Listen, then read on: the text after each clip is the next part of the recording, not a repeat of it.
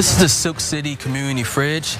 Community Fridge is a free resource for the community that's facing food scarcity, and it's open 24/7, and it operates by the principle, leave what you can and take what you need.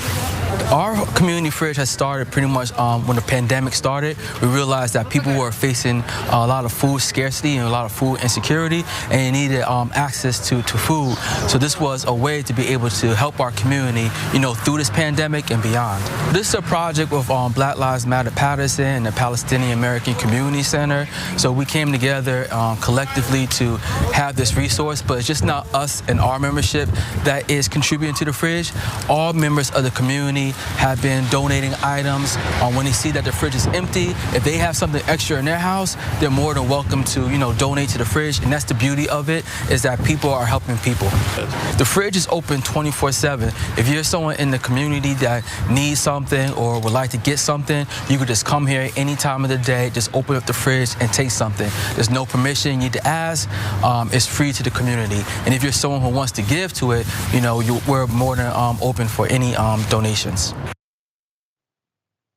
That is Zelly Thomas. He's a community leader and also one of the BLM Paterson in New Jersey, Paterson organizers, and they put together this Silk City Community Fridge. As he explained all through there, people give, people take to avoid the level. I mean, it helps a little bit with the food scarcity and food insecurity that many people do have these days, especially after COVID and especially other things that are going on in our country. But also, that's not all that they're involved in with this fridge, which is a lot behind this. They've been doing this for a couple of years now, but they do a lot of things within the community. Let's watch this next video.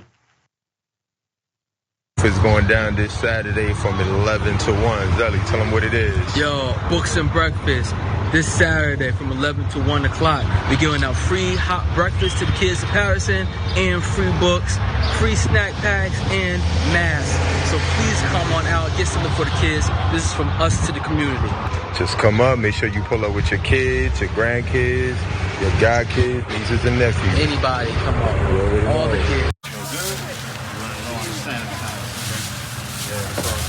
I was on the sanitizers, right? I actually got more.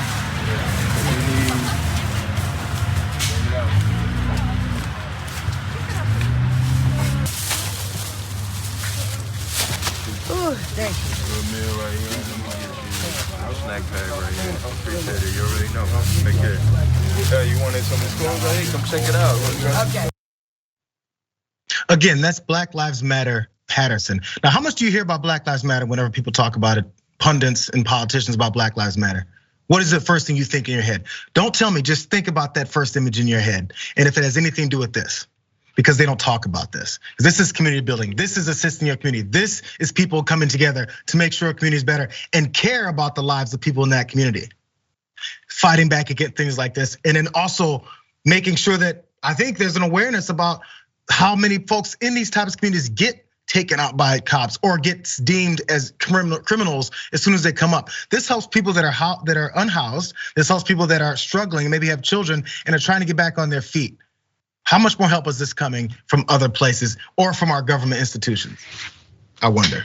Yeah, and something that really hits me, as you had mentioned, kind of the Black Panther Party, is that this was also an effort that they were very much involved in terms of feeding the community and uplifting and ensuring kids got the education that they needed. And it really shows you how much our nation will go to lengths to mischaracterize, to condemn, to sully in the mind of the dominant class of white people, and even of other Black people, into thinking that these organizations that essentially reflect Black people mobilizing and making things better for themselves are nothing but bad, and that they are going to take down our nation, when that's not the case at all. And we have to be aware of this indoctrination, this propaganda, these essentially things implanted in our minds to keep us all ignorant and also to keep individuals from certain groups oppressed. Straight up, and then they'll complain that people, you Black people don't do enough for your communities. Why don't you go back and fix them? It's always happening. You just don't pay attention. And in fact, you throw hurdles in the way and make sure that it doesn't happen. That's historically throughout our country. You look up any of these instances of Black communities being targeted and destroyed because they were thriving. Keep it real.